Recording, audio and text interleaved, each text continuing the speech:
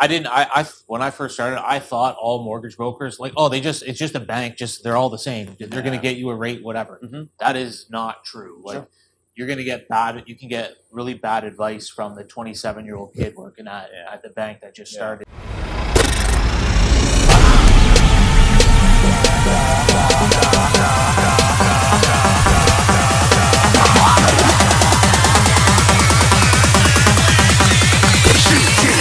Didn't even get to cross.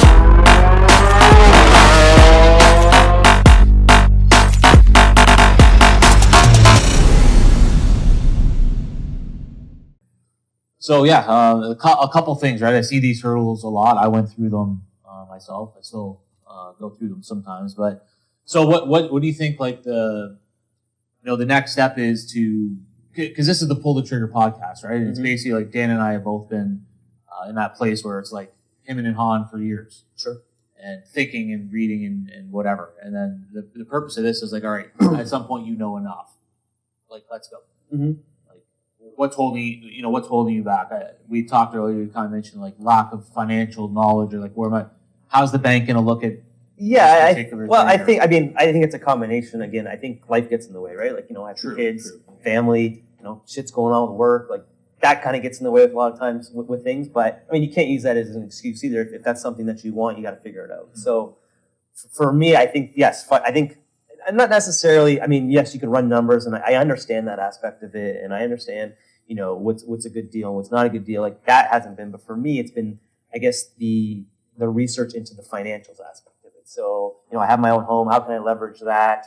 I have money in the bank. How can I use that? Or am I still going to need, if I leverage my home, and then I want to, take some more money out? How does that work? I think that's been my biggest barrier. And, a couple of the financial, I won't say, but a couple of the banks that I've been to, they haven't really provided me with the information that I've needed. And not that they deter me from it, but it's sort of been, well, you can only do to this certain amount. And it kind of like, shot down my hopes and things like that. So, again, having that knowledge and having that understanding and talking to the right people, whether it's the right real estate agents, mortgage brokers, people that are doing it. I mean, those are big things. That's a huge point. Like, when I first started, I thought all mortgage brokers, like, oh, it's just a bank, just they're all the same. They're going to get you a rate, whatever.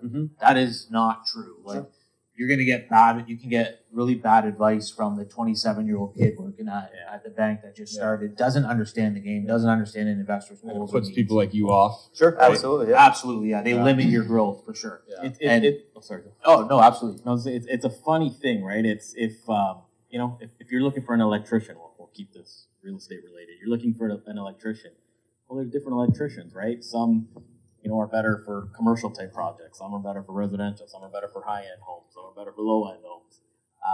But when it comes to finance, people don't look at it like that. It's just, what bank have I been dealing at all my life? That's so true. Yeah, they have somebody that does mortgages. I'll go talk to them. Yeah. Or my cousin's mom's son works there. They refer me. And I'm like, well, your cousin's mom's son might not be the best person for this job, like to help you grow your portfolio, because they're 26 and don't know what you're trying to do.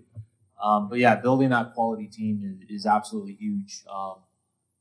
And with a real estate agent as well, right? Like, you need an investor-focused agent. They need to be an investor themselves.